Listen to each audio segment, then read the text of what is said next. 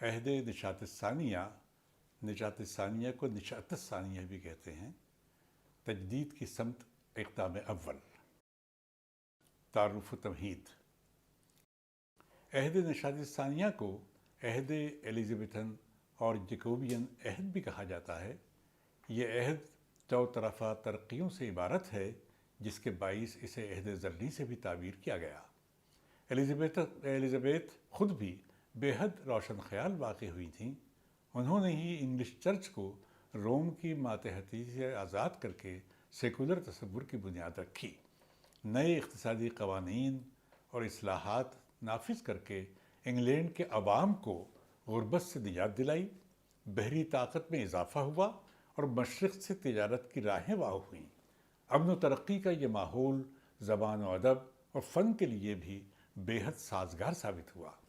تخلیقی فنکار یونان و روم کے شاہکاروں کی طرف متوجہ ہوئے، وسیع سطح پر ان کا احیا کیا گیا، ان کی تدوین کی گئی، انہیں اخذ کیا گیا اور ان پر فخر کیا گیا۔ کلاسکس کو اپنی فہم کا حصہ بنانے، اپنے ذوق کی تربیت کرنے اور ادبی عظمت کو سمجھنے کی طرف یہ پہلا قدم تھا۔ اٹلی میں اس کے لیگر اور انگلینڈ میں سر فلپ سڈنی اور بین جانسن اس کے نمائندے تھے۔ سڈنی نے کلاسیکیت کا علم فراہم کرنے کے ساتھ نتائج اخذ کیے، بین جانسن نے کلاسیکیت کی پیروی کی اور اپنی بصیرت کو بھی رہنما بنایا۔ باوجود اس کے اپنے عصر کے ادبی محاورے اور مقامی تقاضوں کو بھی نظر میں رکھا۔ ملٹن جیسا طبعاً اور ذوق کے لحاظ سے کلاسیکی شاعر بھی یہ کہے بغیر نہیں رہا کہ شاعری میں قافیہ پیمائی ایک وحشی دور کی اختراع ہے۔ ملٹن کی کلاسیکیت محض خارجی حیت تک محدود تھی، جبکہ لفظوں کو برتنے کا اس کا اپنا اسلوب ہے جو بے حد احتساسی اور جوش آگیں ہے۔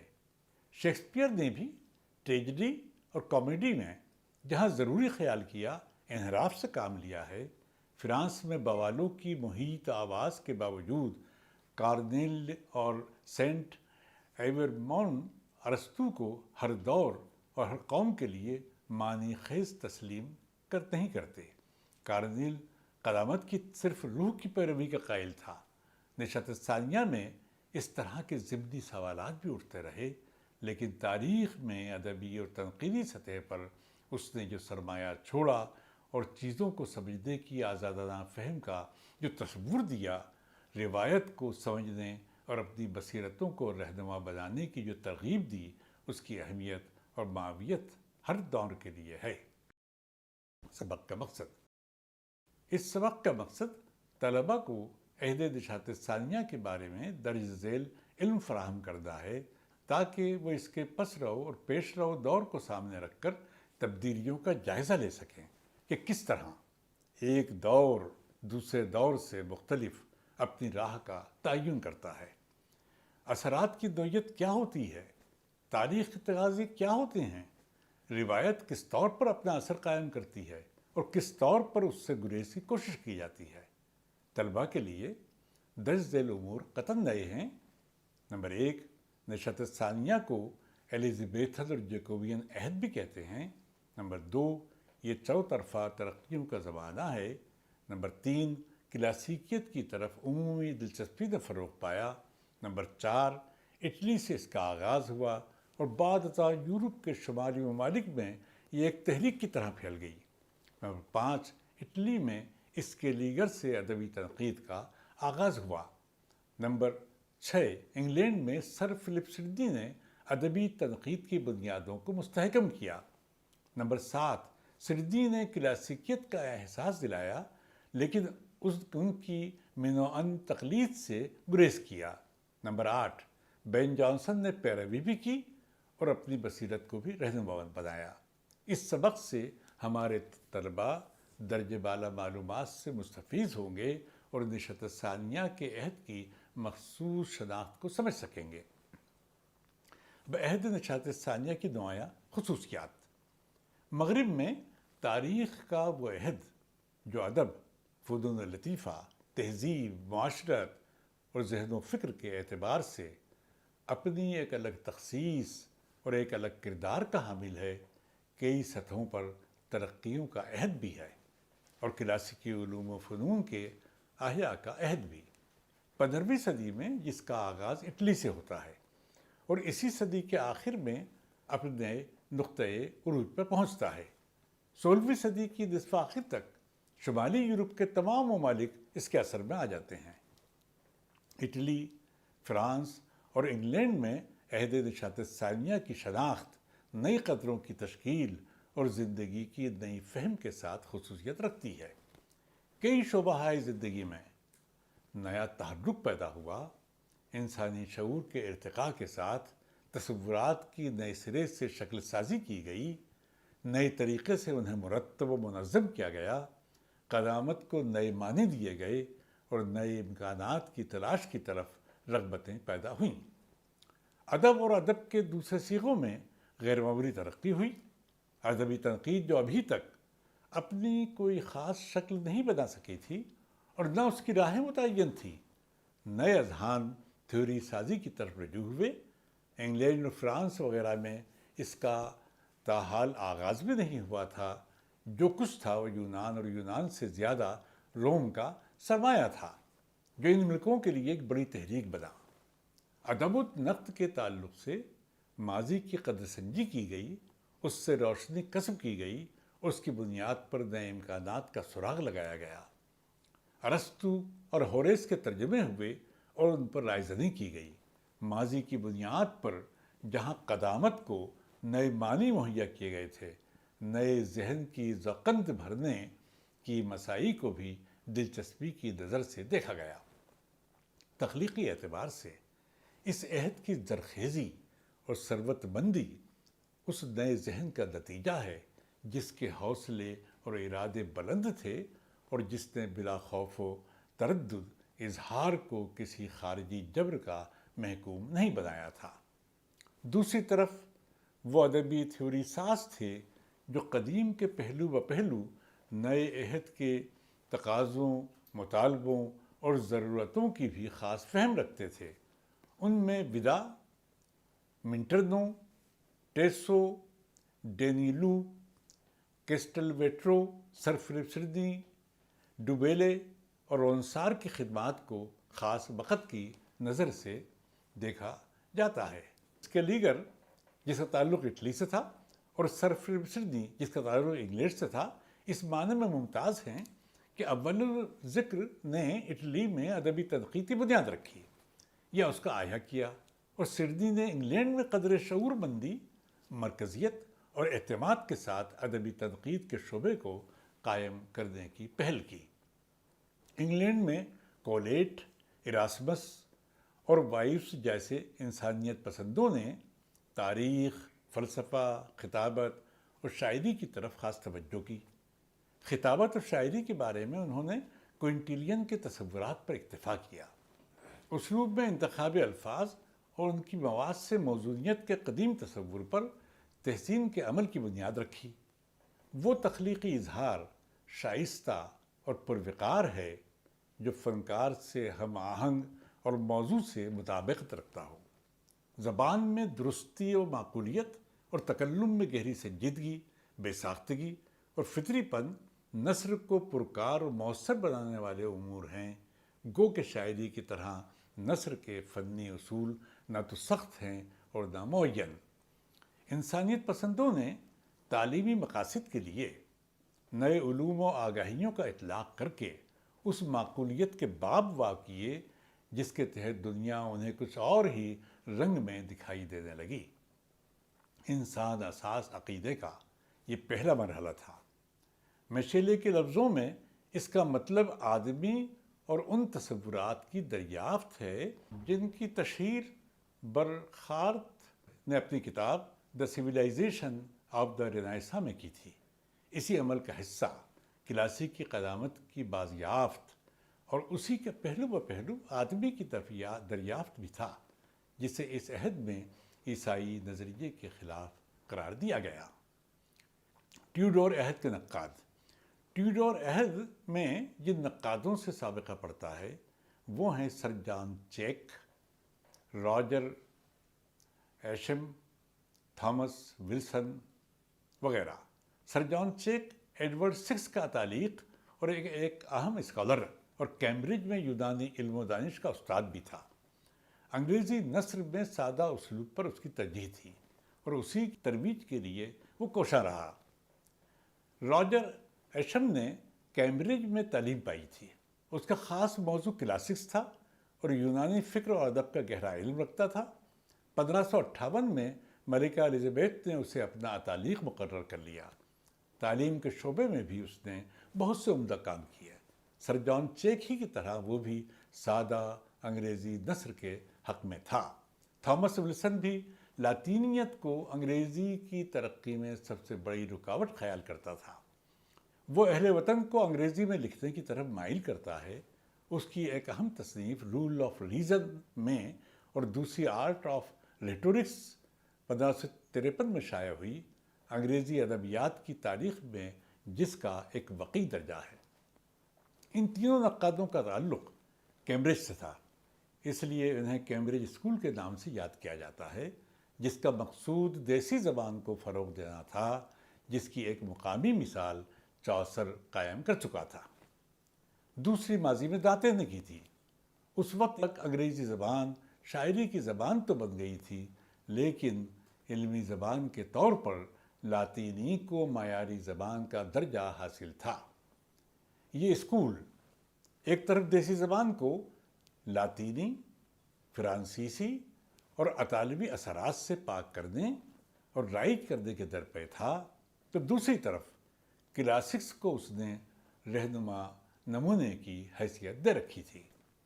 تھامس ولسن کی دا آرٹ آف پوئٹک بیشتر صورت میں سیسیریو اور کوئنٹیلین کو حوالہ بناتی ہے، جس میں وہ سیدھے سادے نثری اسلوب کو قائم کرنے اور اسے رواج دینے کی طرف دوسروں کو مائل کرتا ہے، نیز جو صاف و شفاف ہونے کے علاوہ ایسے الفاظ سے مبرہ ہو جو بہت زیادہ قدیم اور نامانوس کہلاتے ہیں۔ ایک بڑے دور کے بعد بے شمار الفاظ متروک ہو چکے تھے۔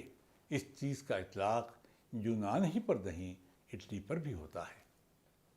کلاسیکی تصنیفات کی تحقیق و تدوین۔ نشست ثانیہ میں اٹلی ادبی سرگرمیوں کا خاص مرکز تھا۔ شمالی ممالک میں ابھی تک تعلیم راہبوں کی خانقاہوں اور پادریوں کے طبقے تک محدود تھی۔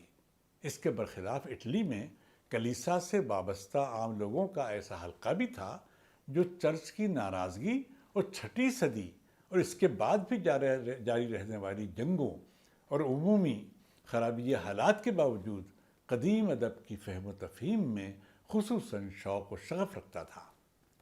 سب سے پہلے قدیم متون کے اصل نسخوں کی بازیافت کی کوششیں کی گئیں، تاحال عربی ترجموں کے ذریعے ہی ارسطو کو سمجھا گیا تھا۔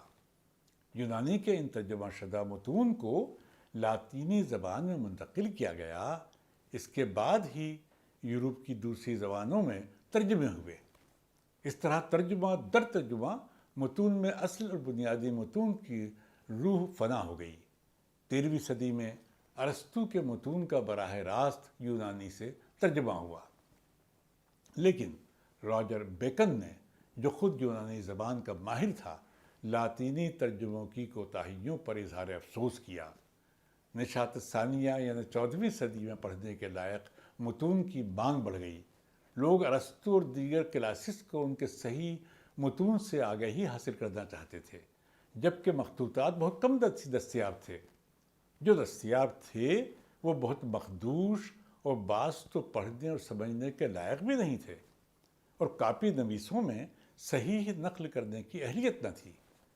وہ نسخے جن پر یونانی اساتذہ نے محنت کی تھی اور جنہیں اٹلی لایا گیا تھا، وہ بھی مسخ اور تحریف شدہ تھے۔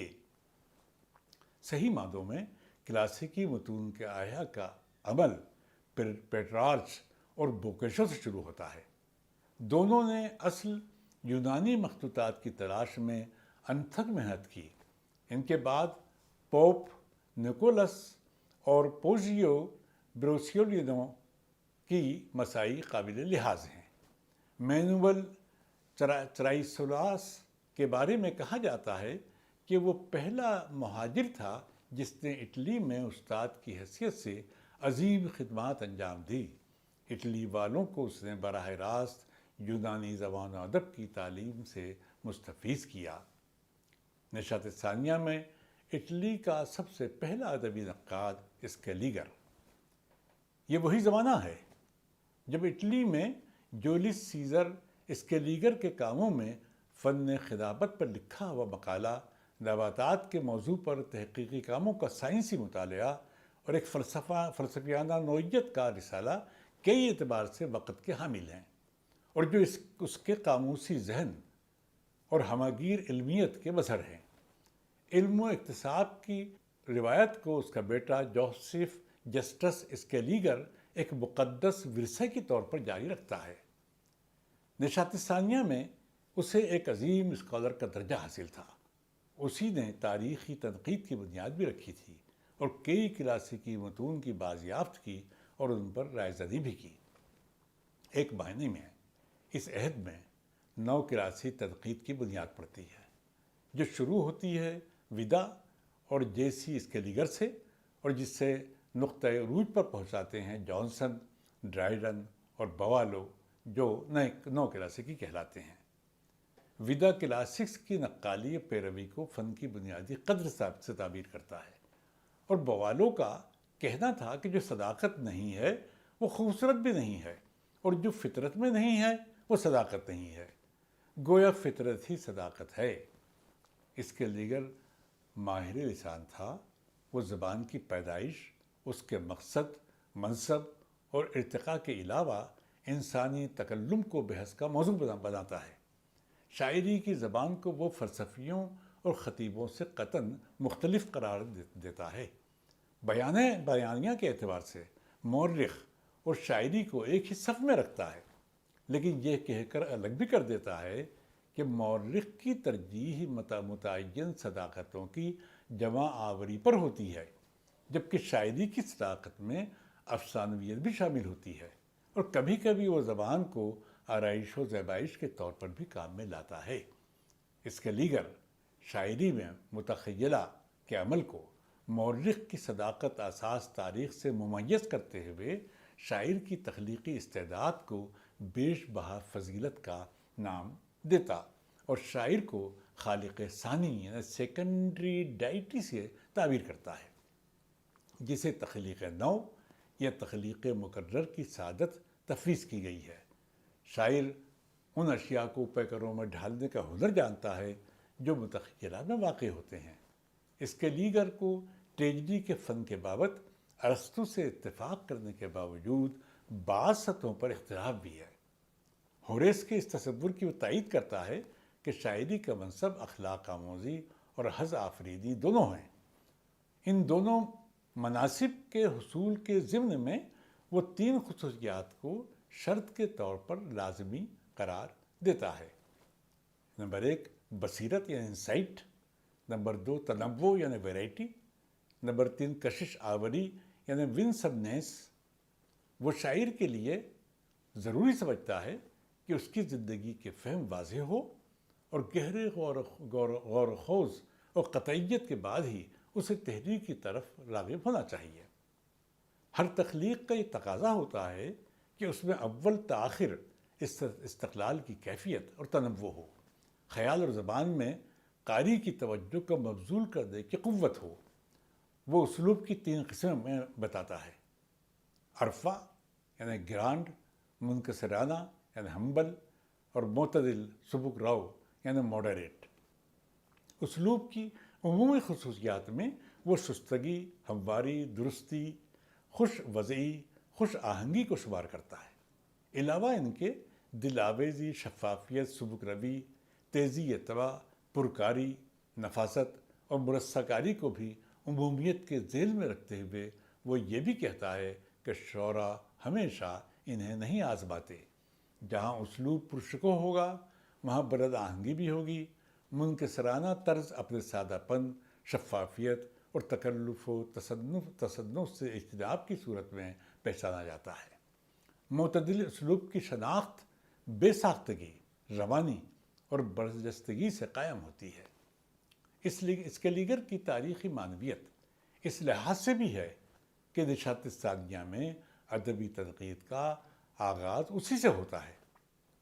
وہ ان اولین نو کلاسیکی اصول سازوں میں سے ایک ہے جنہوں نے اپنی بیشتر ذہنی قوت ماضی کی بازآوری میں وقف کر دی، ڈرامے، رضویے اور مجموعاً شاعری کے اصول بنائے اور اسلوب کی تخصیصات قائم کرنے میں بہت زیادہ توجہ دی، تاہم وہ اس کی روح کو سمجھنے سے قاصر رہے۔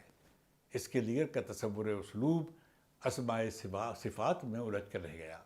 بہت سی چیزیں خلط ملط ہونے کے باعث ہم کسی ایسے تصور کو قائم نہیں کر سکتے جسے اسکلیگر کے خلق کردہ تصور کا نام دیا جا سکے۔ اتنا ضرور ہے کہ اسلوب، تلفظ اور زبان کی اسے خاص فہم تھی، اس کا ذوق بالیدہ تھا اور تھیوری سازی کی طرف اس کا خصوصی میلان تھا۔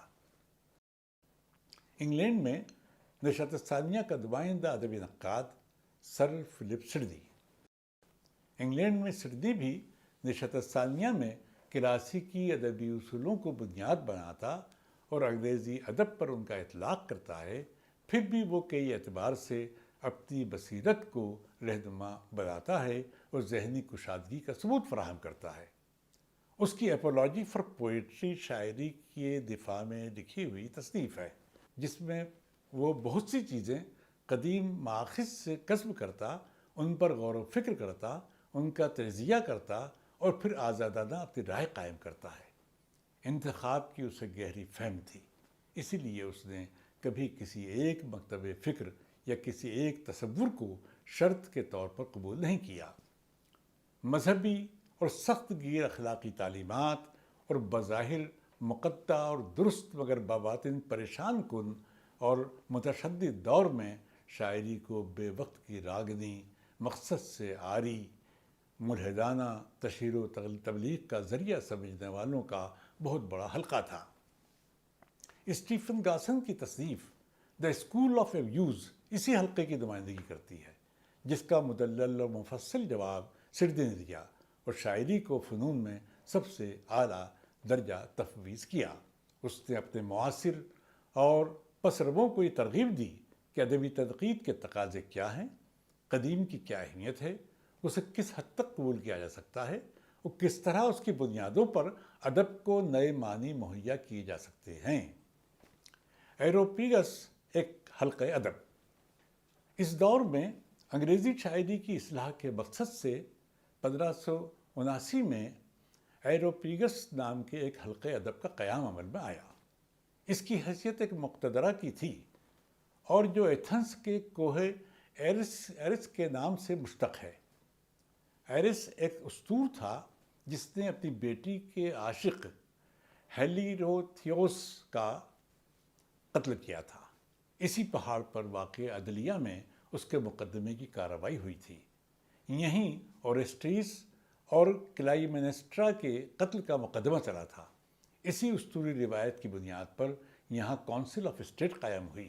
بعد ازاں ڈریکو اور سولون کے دستور العمل میں اس نام کا اطلاق عدلیہ کی اس تنظیم پر کیا جانے لگا جو اس پہاڑ پر قتل، امن و امان میں خلل ڈالنے والے یا دیگر بد کردار لوگوں کو سزائیں فیصل کرتی تھی۔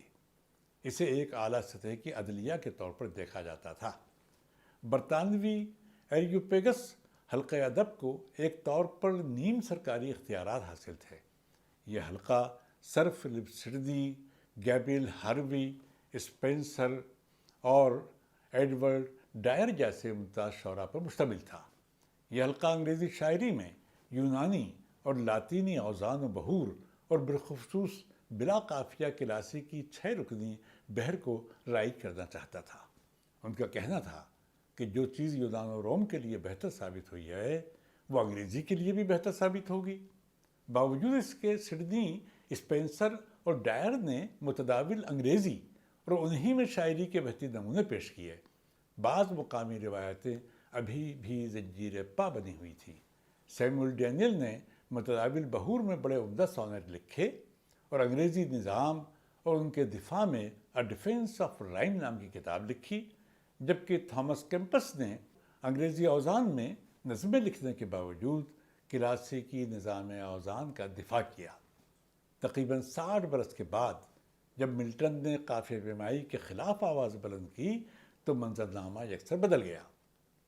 اس نے اسے وحشی دور کی ایجاد کا نام دیا، لیکن پیراڈائز لاسٹ، پیراڈائز ریگینڈ اور ایلیگرو میں تو اس نے بلا قافیہ نظم کا اہتمام کیا۔ برخلاف ان کے لیسیڈاس اور پینسیروسو سیکنڈ کے علاوہ سونیٹ میں اس کا رخ پھر انگریزی اوزان کی طرف ہو گیا۔ اس طرح یہ نئی تحریک انگریزی شاعری پر کوئی گہرا اور مستقل اثر قائم نہیں کر سکی۔ شاعری اور ڈرامے کے خلاف محاذ آرائی۔ انگلینڈ میں ایک طرف شعر و نقد کے لیے فضا انتہائی سازگار تھی اور ایک سیکولر ماحول قائم ہو چکا تھا، لیکن دینی تطہیر پسند یعنی پیورٹنس بدستور ڈرامہ اور شاعری پر لعن طعن کرتے رہے۔ اس کی انتہائی مذموم مثال اسٹیفن گاسن نے اپنی بدنام زمانہ تصنیف دا اسکول آف ایبیوز میں پیش کی۔ اس نے اپنی کتاب میں تحقیر کے ساتھ شاعروں، گشتی سازندوں، پیشہ ور مسخروں اور اداکاروں کو خوشگوار دشنام سے تعبیر کرتے ہوئے دولت مشترکہ کے لیے مختلف کیڑوں کے لاروا کا نام دیا ہے۔ افلاطون نے شاعروں کو جھوٹا کہا تھا، لیکن گاسن نے انہیں جھوٹوں کے باپ اور تھیٹر والوں کو وہ سارق کہہ کر خطاب کیا۔ وہ یونان کی بسیار خوری، اٹلی کی اوباشی، اسپین کی غرور مندی، فرانس کی فریب کاری اور ڈچ لینڈ کی خرمستی کو مذموم قرار دیتا ہے۔ گاسن کسی ڈرامے یا نظم سے فنی تکمیل کا تقاضا نہیں کرتا، بلکہ اسے اخلاق مند اور اخلاق آموز مرتبے پر فائز دیکھنا چاہتا ہے۔ گاسن کے یہاں بڑبولا پن اور کہیں کہیں گھٹیا پن ڈرایا ہے، ورنہ اس کا نظریہ افلاطون ہی کی تائید کرتا ہے۔ فرق اتنا ہے کہ افلاطون گہری سنجیدگی کے ساتھ اپنے اخلاقی نقطہ نظر کی توضیح کی طرف مائل ہے، جبکہ گاسن زبان درازی اور دشنام ترازی میں تمام حدیں پار کر جاتا ہے۔ سر فلپ سڈنی کے کلام میں گہری متانت، ضبط و استقلال کی کیفیت ہے۔ وہ ارسطو کی مانند استدلال قائم کرنے کی کوشش کرتا ہے۔ ارسطوئی اور افلاطونی نظریات میں واضح اور ناواضح ٹکراؤ کی صورتیں اکثر ادبی ادوار میں ملتی ہیں، اور جو اس بات کا ثبوت فراہم کرتی ہیں کہ کلاسکس سے انحراف تو کیا جا سکتا ہے، انہیں پوری طرح یا مستقل طور پر مسترد نہیں کیا جا سکتا۔ سر فلپ سڈنی کے یہاں بھی یہی کشمکش نظر آتی ہے۔ خلاصہ، مغرب ادب کی تاریخ میں عہد نشاط ثانیہ کو عہد ازلی کہا جاتا ہے۔ تاریخی اعتبار سے یہ ملکہ الزبیتھ کا دور حکومت ہے۔ انگلینڈ میں سیاسی استحکام پیدا ہو چکا تھا، ہر طرف امن و امان تھا، مشرق سے تجارتی روابط قائم ہونے اور بحری قوت کے فروغ کے باعث انگلینڈ کے لیے اقتصادی ترقی کے اور کئی راستے کھل گئے تھے۔ کلیسائی مرکزیت کا طلسم ٹوٹ چکا تھا۔ روم سے لا تعلقی کے بعد چرچ کا ایک سیکولر تصور ابھر آیا تھا۔ ڈرامہ، ادب اور دیگر فنون لطیفہ کے لیے فضا بہت سازگار تھی۔ شیکسپیئر، اسپینسر اور بعد ازاں ملٹن جیسے بڑے شعراء اور سر فلپ سڈنی اور بین جانسن جیسے نقادوں نے انگلینڈ میں اور اس کے لیگر نے اٹلی میں نشاط ثانیہ کو ثروت مند بنانے کی کوشش کی۔ اسی دورانیے میں کیمبرج اسکول کا قیام عمل میں آیا، جس کی نمائندگی سر جان چیک، راجر ایشم اور تھامس ولسن کرتے ہیں، جن کا اصرار مقامی زبان کے استعمال پر تھا۔ ایریوپیگس نام کا حلقہ ادب قائم ہوتا ہے، جس کے نمائندے سڈنی، ہاروی، ڈائر اور اسپینسر تھے۔ یہ حلقہ یونانی اور لاطینی بحور و اذان کو رائج کرنا چاہتا تھا۔ انگلینڈ میں چرچ نے سیکولر حیثیت اختیار کر لی تھی، لیکن تطہیر پسندوں یعنی پیورٹنس کی دشنام ترازیوں میں کوئی کمی نہیں آئی تھی۔ وہ اپنے آپ کو اخلاق پرست کہتے تھے اور اظہار کی آزادیاں بھی انہیں ناپسند تھیں۔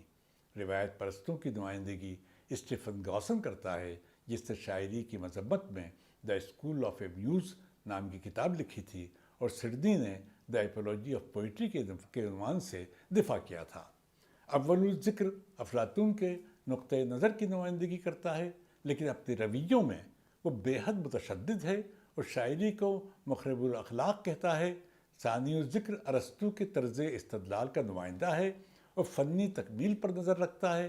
ادب کی تاریخ میں یہی دونوں نظریات اکثر ایک دوسرے سے متصادم ہو جاتے ہیں، کبھی کوئی ایک سبقت لے آتا ہے اور کبھی ایک دوسرے کے ساتھ مل کر ایک دوسرے کی تکمیل کرتے ہیں۔